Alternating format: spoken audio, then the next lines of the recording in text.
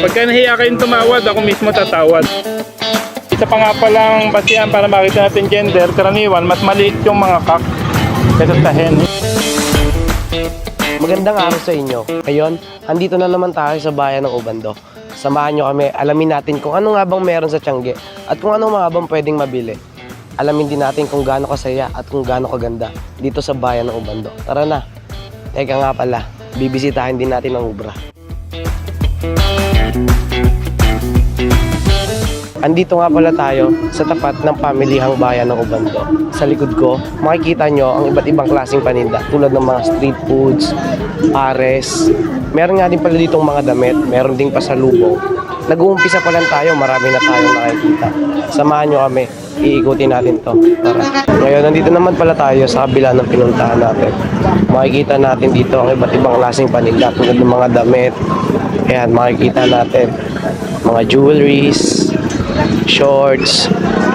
Yun, dito meron din dito tindahan ng mga isda, atsara. Syempre di mawawala yung mga ukay. Yan, mga long sleeve, unan. Dito mga babasaging gamit. Tapos dito naman makikita natin mga bags, tsinelas. Ewan ko kung anong klaseng tsinelas yan. Dito yung mga bags ulit. Madaming pwedeng makita, madaming pwedeng mabili. Madami din nga pala ditong karinderya. So, madami kayong pwedeng kainan. So, mas na-highlight talaga dito yung mga damit. Sa kanan ko, makikita natin yung munisipyo ng Obando. Tsaka yung police station. Madaming tao. Kasagsagan na kasi. May mga gulay. Ito, mga tsinelas. So yun, may mga kainan din talaga. May mga tindahan ng karne. Taon-taon din pala dito ginaganap ang kapistahan ni Santa Clara. Ginaganap ito ng 3 araw.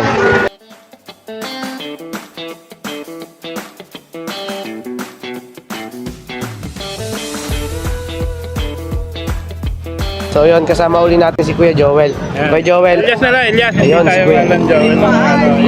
Kuya Elias. Walang ano. Mukhang marami po yata nabili nung nakaraan ah. Oo, mga bago na uli ito.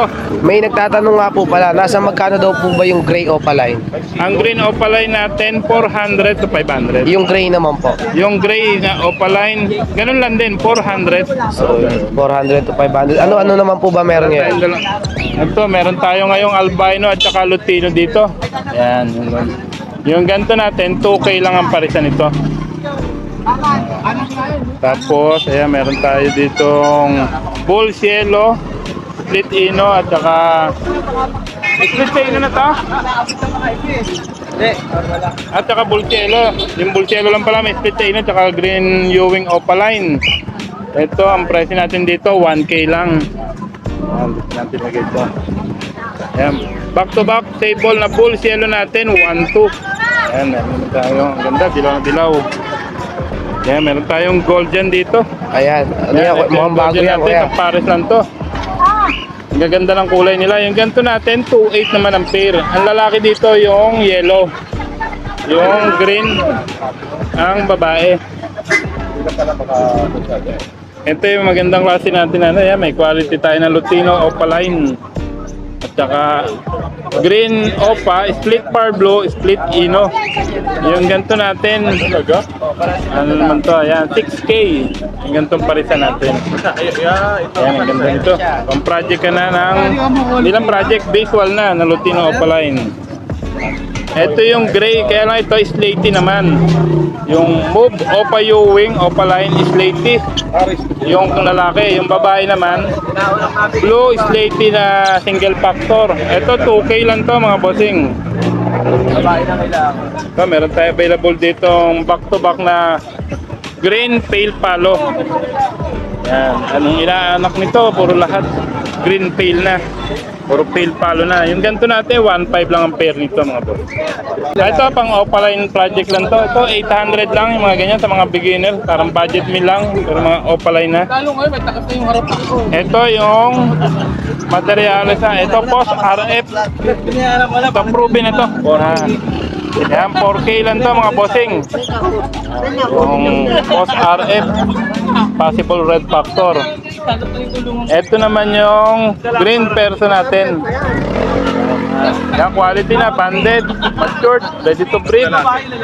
Yung ganito natin, 3.5 lang. Yan. Ito pa, isang budget meal na opaline, ready to breed, matured. 700 lang to mga bossing. Sa mga gusto mag-umpisa mag-ibon, ayan. Pero kung pupuntahan po dito, pwede pa po bang makatawad? Oo naman, basta lahat na to negotiable pa rin naman ang presyo niyan. Negotiable naman po. Oo, pagka nahiya kayong tumawad, ako mismo tatawad. Yun pala. Ito, 800 lang to, ready to breed na rin. Pastel green, split opa, tsaka green opa hen. Ayan, mga sure pair na yan. Ito, medyo kakaiba. Ayan, pastel, split opa, split ino yung kak. Yung babae naman, pastel opa, split ino. Dito, 3K lang dito mga boss. Negotiable pa yon. Ito, bago rin to. Bagong... Ito naman, bulls yellow, ay bulls white na kak, at saka albino hen. Sure pair na din to, ready to breed na. 1.5 lang tayo dito mga boss.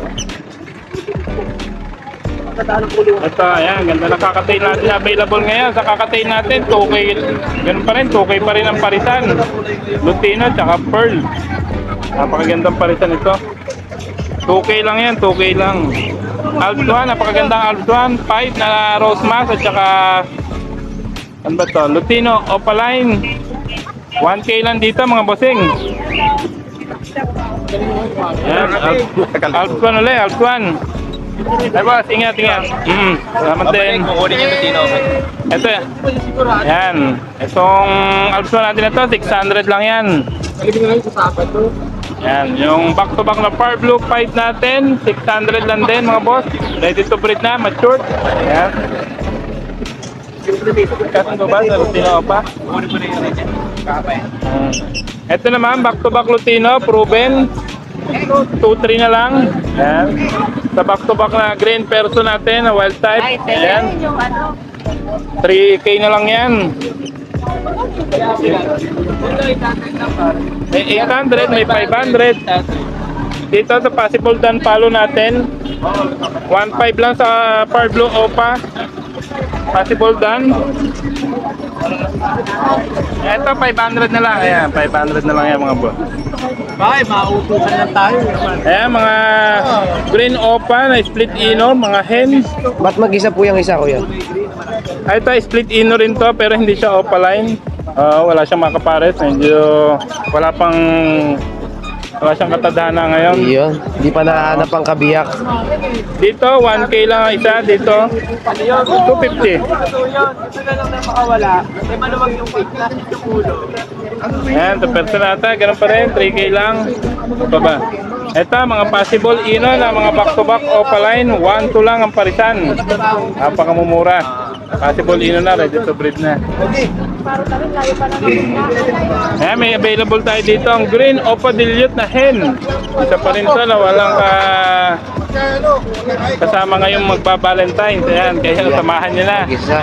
Dito, 3K na lang dito, pero negotiable yan. Alps 1, ayan, 700 lang, matured pair, mga edge.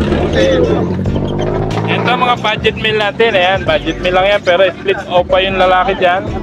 500 na lang to. Tips naman po, kuya. Paano po ba malaman kung lalaki yun? Una sa yung pelvic. Isa sa yan, batayan para ano yung gender nila, no. Bukod doon, yung obserbahan nyo yung behavior ng ibon. Kung doon makikita nyo rin yung lalaki at babae. Yung galaw ng lalaki, mas malikot siya sa kulungan.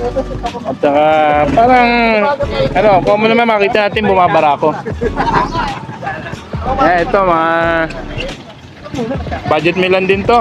Ang ganito natin, 600 lang din. Yan, opaline na Alps 1, 700. Ayan, meron tayong parakit dito. Ayan, parakit natin ito. Isang pares lang to available, 400 lang to mga bossing. Yun, isang pares lang yan, guys. Ito yung nakagisa nating lovebirds. Ayan. Okay, lovebirds. Ito, ayan, dito naman, meron dito back to back na Lutino. Ayan, mga Lutino na ganyan, 2K lang ang pair natin pag gantong medyo young pa. Pero mga quality naman sila, ang ganda, sable. Ito naman, isang Lutino at saka isang Bull Cielo, yung isa niyan itim ang mata. Yung Lutino, ang cock. Yan, isa pa nga palang basihan para makita natin gender, karaniwan, mas maliit yung mga cock kaysa sa hen. Hindi naman 100% na ganon. Pero may chance. Mas karamihan, mas maliit yung cock sa hen. Yan, yung ganito natin, 1.5 naman yung ganito natin mga boss. Dito naman po tayo sa boss sa mga accessories. Ayan, sa mga accessories, dito nyo lang mabibili sa Tianggi yan. Hindi nyo makokontak yung seller niya. Alam mo si Mr. Po. Magkano ba Mr. Po? Ito si Mr. Po. Small, medium, large. 150, 200, 250. Ito small. Small, 150. Medium, 200. 250 yung large. Ang tawag dyan, bird catcher. Marami. Mga carrier, 150, 200 yung 5x7. 5x10. Ayan mga boss, sa mga kaibigan natin, mga suki natin, pasyal lang kayo dito sa Bando every Wednesday 7:30 to 10:30 AM nandito kami. Sa Sabado naman, tsaka Linggo, nasa Malabong kami, Hulun Duhat. Ayan, mga miyembro ng Ubra, ayan, kasama natin dito. Kasama natin. Pakilala naman natin. Okay lang po ba? Pakilala. Sige, ayan. Papakilala naman po natin ibang miyembro ng Ubra. Ako nga pala si Lito Pascual, ang secretary ng kanilang nahaming Ubra. Sige po, pakilala po. Si Bong Bailon. Bong Bailon. Kayo po, kuya. Jojo Suniga. Si Dennis. Ikaw na, Dennis. Dennis Copreros. Hampun lang ako rito eh. Thank you po. Si Mr. Po.